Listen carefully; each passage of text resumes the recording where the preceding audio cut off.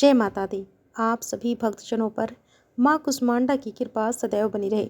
नवरात्र के चतुर्थी तिथि में माँ कुष्मांडा की पूजा की जाती है और माँ भगवती का यह अत्यंत तेजस्वी और उज्जवल रूप है। सूर्य की उत्पत्ति से पहले जब चारों ओर अंधकार था, तब माँ कुष्मांडा ने अपनी मंद मंद मुस्कान से ब्रह्मांड की रचना की। यह आदि शक्ति है, जिन्होंने सूर्य के भीतर निवास कर अपनी शक्ति से उसमें प्रकाशित किया। माँ कुष्मांडा अष्टभुजा देवी है। इनकी भुजाओं में अमृत कलश, धनुष बाण, कमंडल, चक्र, गदा, जपमाला और कमल सुशोभित है। यह देवी सूर्य के समान प्रकाशमान है और प्रत्येक जीव के भीतर ऊर्जा और प्राण वायु का संचार करती है। इनकी पूजा से जीवन में तेज, स्वास्थ्य, शक्ति और सफलता की प्राप्ति होती है। प्रिय श्रोताओं, आज के इस वीडियो में आप जानेंगे माँ कुष्मांडा की संपूर्ण पूजा विधि के बारे में। उससे पहले जानिए आज के शुभ मुहूर्त के बारे में। साल 2025 में चैत्र नवरात्र का चौथा दिन है। 1 अप्रैल दिन मंगलवार को और इस दिन माँ कुष्मांडा की पूजा की जाएगी। चतुर्थी तिथि प्रारंभ होगी 1 अप्रैल दिन मंगलवार को सुबह 5:43 से और चतुर्थी तिथि समाप्त होगी 2 अप्रैल दिन बुधवार को सुबह 2:32 पर। देखा जाए तो यह मंगलवार की मध्य रात्रि का ही समय रहेगा। 1 अप्रैल मंगलवार को सूर्य उदय होगा सुबह 6:22 पर, सूर्यास्त होगा शाम 6:38 पर।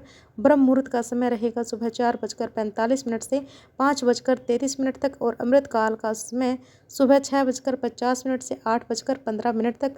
राहुकाल दोपहर 3 बजे से लेकर 4:30 तक रहेगा। अभिजीत मुहूर्त रहेगा दोपहर 12:06 से लेकर 12:55 तक।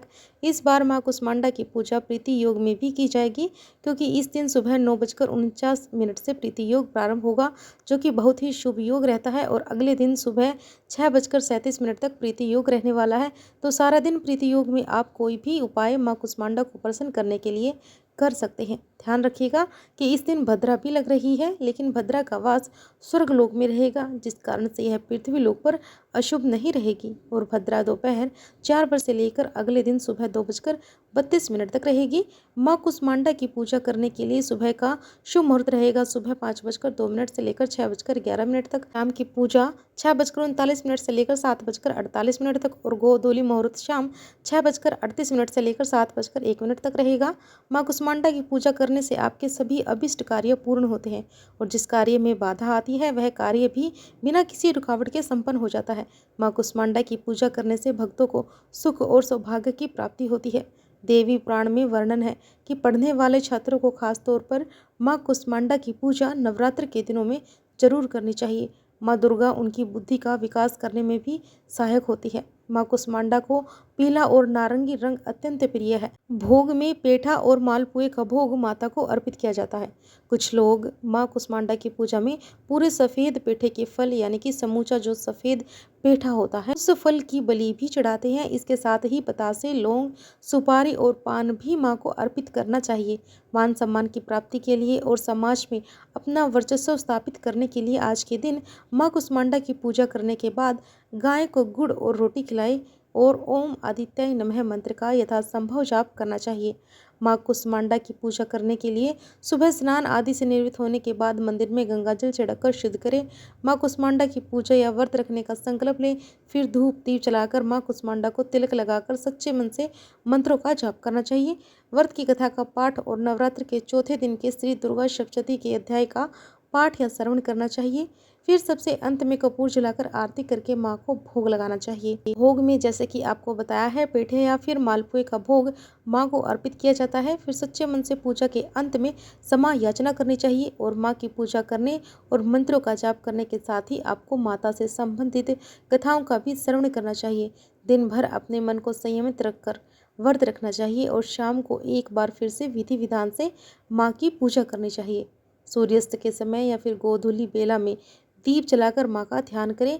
फिर मालपुए या फिर दूध से बनी मिठाई का भोग लगाएं।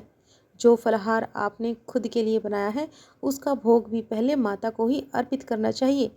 फिर ओम ह्रीं कुष्मांडा स्वाहा इस मंत्र का जाप 108 बार करना चाहिए।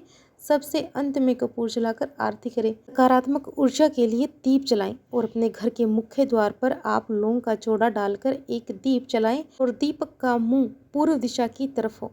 और दीपक शांत होने के बाद जो शेष लौंग होती है उसे पानी में विसर्जित कर देना चाहिए। अगर आप सुबह के समय पूजा ना कर पाएँ तो आप ये सारे काम शाम के समय भी कर सकते हैं, यानी कि पूजा शाम के समय भी कर सकते हैं, उपाय भी कर सकते हैं। तो यह वीडियो आपको कैसी लगी हमें कमेंट बॉक्स में ज़रूर बताइएगा। वीडियो को लाइक और शेयर अवश्य कीजिएगा। अगर आप हमारे चैनल पर नए हैं तो जल्दी से हमारे चैनल को सब्सक्राइब कर लीजिए। जय कुसमांडा माँ।